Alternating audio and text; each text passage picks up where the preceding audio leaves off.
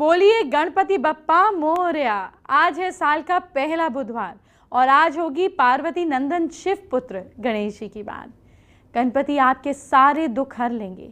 गणपति तो कष्ट मिटाने के लिए ही पूजे जाते हैं। आज आपको बताएंगे कि कैसे गणपति आपके करियर बनाएंगे। आप जानेंगे वो तरीके जो उपाय जिससे गणपति आपके हर संकट को इस साल हर लेंगे और साल 2018 में आपको गणपति की कैसे पूजा करनी है ये भी जानिएगा। आज है साल का पहला बुधवार, इसलिए गणपति जी से जुड़े हुए 5 महा उपाय बताऊंगी। क्या आपको चिंता खाई जा रही है? बहुत स्ट्रेस है जिसे इस साल सुलझाना ही चाहते हैं। आपकी चिंता दूर करेंगे चिंता नाशक गणपति। जिन घरों में तनाव और चिंता बनी रहती है, ऐसे घरों में चिंता नाशक गणपति की प्रतिमा का मंत्र है चिंतामणि चर्वण लालस्याय नमः। ऐसे मंत्रों से जाप करना चाहिए, चिंता खत्म हो जाएगी। आज जब साल के पहले बुधवार की बात हम कर रहे हैं तो गणपति जी से बात शुरू करेंगे। तो इसी तरह आपकी उस रेखा की बात करेंगे जिसके लिए गणपति जी की पूजा की जाती है। यानी कि मैं आपकी बुद्धि की रेखा की बात कर रही हूँ, आपकी मस्तिष्क रेखा की बात कर रही हूँ। आपको हथेली पर मस्तिष्क रेखा देखकर पता चल जाएगा कि आपका करियर कैसा होने वाला है। मैं समझाती हूँ कैसे। मस्तिष्क रेखा बेसिकली होती कहाँ है? इसको अपने हाथ पर देखिए, इसको विजडम लाइन भी कहा जाता है। ये कौन सी होती है? मस्तिष्क रेखा अंगूठे और मिडिल फिंगर के, अंगूठे और फर्स्ट फिंगर के बीच में यहाँ से चलती है। सबके हाथ में यहीं से चलती है। देखिए किनारे से होती हुई ये आपकी जीवन रेखा है। इसके ऊपर या कई बार इसके साथ जुड़ी हुई इस तरह से भी आ सकती है, इस तरह से भी आ सकती है, इस तरह से भी आ सकती है। पर ये जीवन रेखा है जो इस उंगली के नीचे और अंगूठे के बीच से शुरू होगी और स्ट्रेट जाएगी। ये हथेली पर अगर फैली हुई होती है तो इसका क्या मतलब होता है? इसका बेसिकली आपके माइंड के साथ आप कैसे इसको रीड करेंगे, अब आप ये समझिए। देखिए मस्तिष्क रेखा अगर तो ये नीचे जा रही है, ये रेखा अगर यूं नीचे जा रही है, ऐसे जा रही है, मून की तरफ इस तरफ जा रही है, तो ये इंसान को क्रिएटिव फील्ड में ज़्यादा आगे बढ़ाती है, इंसान को क्रिएटिव बनाती है। इसी तरीके से अगर ये स्ट्रेट है तो ये उतना ही ज़्यादा प्रैक्टिकल बनाएगी। ये तो इसके इमोशंस और प्रैक्टिकलिटी का संबंध है। इसके अलावा आपको और संबंध भी बताती हूँ। मस्तिष्क रेखा का संबंध एनर्जी, बहस करने की क्षमता, अपने माइंड को यूज़ करने का कितनी हमारे में कैपेबिलिटी है ये भी होता है। ये आपकी एलिजिबिलिटी कितनी है ये बताती है। ये रेखा ज़रूरी नहीं है कि पूरी हथेली पर फैली हो। कई बार हथेली के मिडल पार्ट तक ये सीमित हो जाती है। कई बार ना ये रेखा जो है ये सिर्फ इतनी ही होती है, छोटी ही होती है, इतनी भी हो जाती है। ज़रूरी नहीं है कि ये लंबी ही हो। मस्तिष्क रेखा का जीवन में असर क्या होता है? मस्तिष्क रेखा लंबी हो अगर ये जितनी लंबी है, इतना ज़्यादा इंसान जो है, जितनी ये रेखा लंबी होती है वो स्पष्ट सोच का होता है, दूसरों का ध्यान रखने वाला होता है, अच्छी सोच वाला होता है।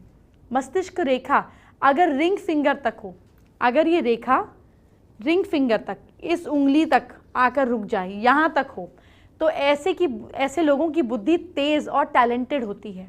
मस्तिष्क रेखा अगर छोटी हो, अगर ये रेखा सपोज सैटिन की फिंगर तक, मिडिल फिंगर तक आकर रुक जाए, अगर ये इतनी ही हो, ठीक, तो ऐसे लोग रिएक्शन का टाइम कम लेते हैं, इंस्टेंट रिएक्ट करते हैं और कई बार वो बातों को भी देर से समझते हैं। मस्तिष्क रेखा अगर सीधी हो तो ये आपको रिसर्च के काम में, प्रैक्टिकलिटी के काम में, या फिर जिसमें भी बिल्कुल स्ट्रेट काम होते हैं, मैथ, साइंस, कॉमर्स, इन सब में अच्छा करता है। अगर ये आपकी झुकी हुई हो, अगर ये झुकाव वाली हो, तो ये रेखा आपको क्रिएटिव फील्डों में, डांसिंग में, आर्ट्स में, क्राफ्ट में सौम्य सहनशील बनाती है। साथ ही साथ mass media, social science, psychology, human behaviour, इनमें आपका करियर अच्छा रहता है। मस्तिष्क रेखा का झुकाव अगर कलाई तक हो, सपोज ये झुकाव यूँ आ जाए, यहाँ तक कलाई तक आ जाए, तो ऐसे लोगों में एक्टिंग, आर्ट, कुछ नए करने की क्षमता ज़्यादा होती है। पेंटर, राइटर, पोएट, ये सब ये लोग आसानी से बन सकते हैं। आज है साल का पहला बुधवार, यानी कि गणपति जी का दिन, और पूरे साल बुद्धि रिद्धि सिद्धि के लिए आपको गणपति जी को प्रसन्न करना है। आपको सबसे पहले काम करना है अपनी राशि के हिसाब से गणपति जी की मूर्ति पर लानी है घर में। क्योंकि मार्केट में तरह तरह की मूर्तियां हैं, कुछ इंच से लेकर कई फीट तक की मूर्ति मिलेगी। लेकिन मूर्ति खरीदते वक्त आपको क्या ध्यान रखना है वो सुनिए। आप मेष, सिंह या वृश्चिक राशि के जातक हैं तो आपको लाल या सिंदूरी रंग के गणपति का पूजन करना चाहिए। वृश्चिक, कर्क या तुला राशि के जातकों को हल्के क्रीम कलर के गणपति जी लाभदायक सिद्ध होंगे, लेकिन इनका पूजन जरूर करें। मिथुन या फिर कन्या राशि के जातक हैं तो आपको हल्के पिस्ता कलर के गणपति जी का पूजन करना चाहिए, आपके लिए शुभ साबित होंगे। धनु या मीन राशि के जातकों को येलो, गोल्डनिश या फिर ब्रास के गणपति जी की पूजा करनी चाहिए, सर्वश्रेष्ठ माने गए हैं इनका पूजन। और अगर मकर या कुंभ राशि के जातक हैं तो नीले या ब्लैक गणपति जी घर पर लाएं और इनका पूजन करें। आप लकड़ी के गणपति जी का भी पूजन कर सकते हैं। किसी जल्दी की जरूरत नहीं है। साल के पहले बुधवार आपको गणपति जी को प्रसन्न करने वाली एक से बढ़कर एक जानकारी दूंगी। आपको एक एक बात बताऊंगी। आपको गणपति की जी पूजा कैसे करनी है ये भी बताऊंगी, ताकि पूरे साल आपको इनकी कृपा मिलती रहे। सुबह नहा धोकर शुद्ध लाल रंग के कपड़े पहने। गणेश जी को लाल रंग प्रिय है, जैसे मैंने पहना है आज। पूजा करते समय आपका मुंह पूर्व दिशा या उत्तर दिशा में होना चाहिए। सबसे पहले गणेश जी को पंचामृत से स्नान कराएं, उसके बाद गंगा जल से स्नान कराएं। गणेश जी को चौकी के ऊपर लाल कपड़ा लगाकर बिछाकर फिर बिठाएं। रिद्धि सिद्धि के रूप में 2 सुपारी रखें। गणेश जी को सिंदूर लगाकर चांदी का वर्क लगाएं। लाल चंदन का टीका लगाएं। अक्षत चावल लगाएं। मौली और जनेऊ अर्पित करें। लाल रंग में पुष्प या माला अर्पित करें। इत्र अर्पित करें। दूर्वा अर्पित करें। नारियल चढ़ाएं। पंचमेवा चढ़ाएं। फल अर्पित करें। मोदक और लड्डू आदि का भोग लगाएं। लौंग, इलायची अर्पित करें। दीपक, अगरबत्ती, धूप आदि जलाएं। गणेश मंत्र बता रही हूँ, इसे जपिएगा। कुछ दर्शकों ने फेसबुक पर लिखा है कि मंत्र बहुत आराम से बोलूं। वैसे तो मैं अपनी तरफ से आराम से ही बोलती हूँ, लेकिन अगर आपको फिर भी जल्दी लगता है, मंत्र समझने में परेशानी होती है, तो और ज़्यादा आराम से पढ़ना शुरू कर दूंगी, टेंशन नहीं लीजिए। ओम वक्रतुंड महाकाय सूर्यकोटि समप्रभा निर्विघ्नं कुरु मे देव सर्व कार्य सुसर्वदा। कपूर जलाकर उससे आरती करें, आरती गाएं। साल के पहले बुधवार गणपति जी का दूसरा महा उपाय जान लीजिए। क्या आपके घर में पैसे की तंगी बनी रहती है? कोई सहारा नहीं दिख रहा?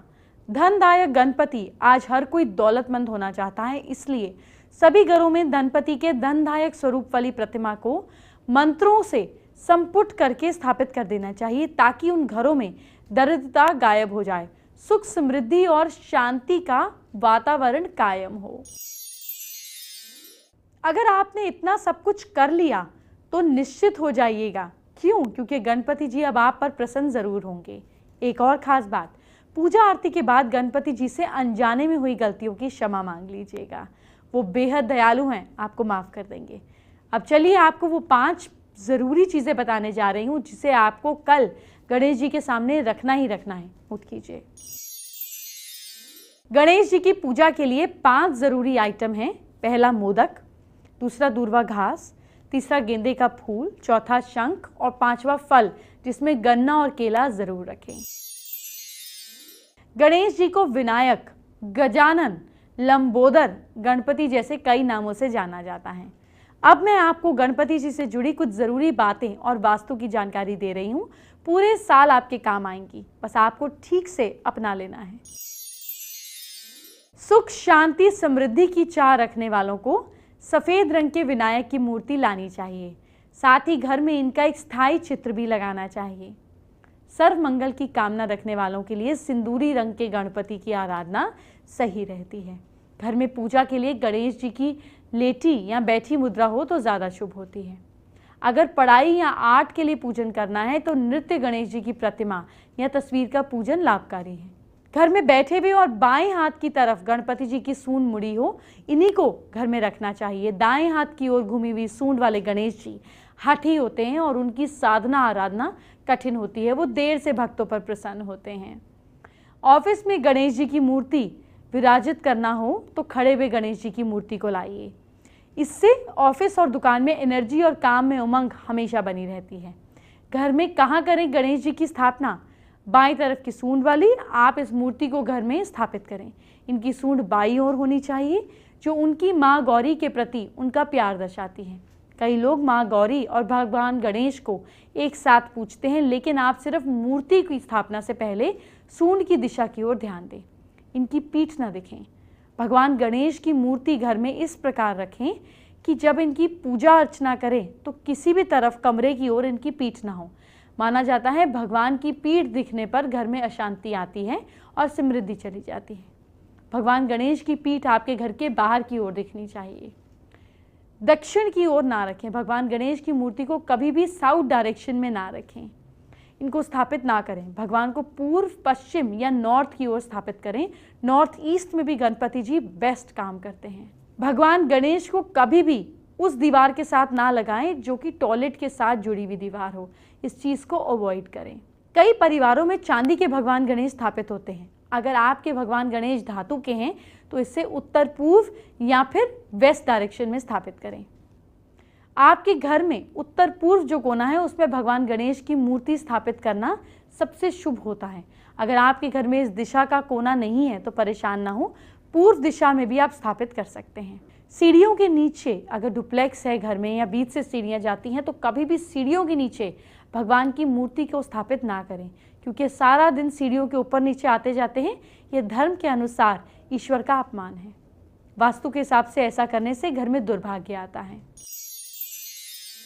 तीसरा महाउपाय, साल के पहले बुधवार। अब तीसरे महाउपाय की बात करते हैं। क्या आपकी शादी नहीं हो रही है? ओम ग्लोम गणपते नमः की 11 माला का और गणेश स्तोत्र का पाठ रोज करें। मोदक का भोग लगाएं। आइए बात करते हैं आज की स्पेशल एस्ट्रो टिप की। गणपति जी बुद्धि के देवता हैं, तभी तो उन्हें विघ्नहर्ता कहा गया, क्योंकि अपनी बुद्धि से ही आप प्रॉब्लम्स को दूर करते हैं। अपनी बुद्धि को तीव्र करना है तो बच्चों के कमरे में नॉर्थ ईस्ट डायरेक्शन में पढ़ते हुए या लिखते हुए गणपति जी की फोटो या फिर मूर्ति को लगाइए। इससे आपके बच्चे पढ़ाई में ना सिर्फ अच्छे होंगे बल्कि उनकी मेमोरी फोटोजेनिक हो जाएगी। इसको कर कर देखिए। फेसबुक पर सुशील गुज्जर ने हमारे साथ अपनी प्रॉब्लम शेयर की है।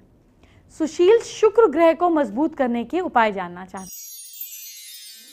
अगर आप शुक्र को मजबूत करना चाहते हैं तो दही जरूर खाएं। इसके साथ साथ खीर हर पूर्णिमा की रात खाएं।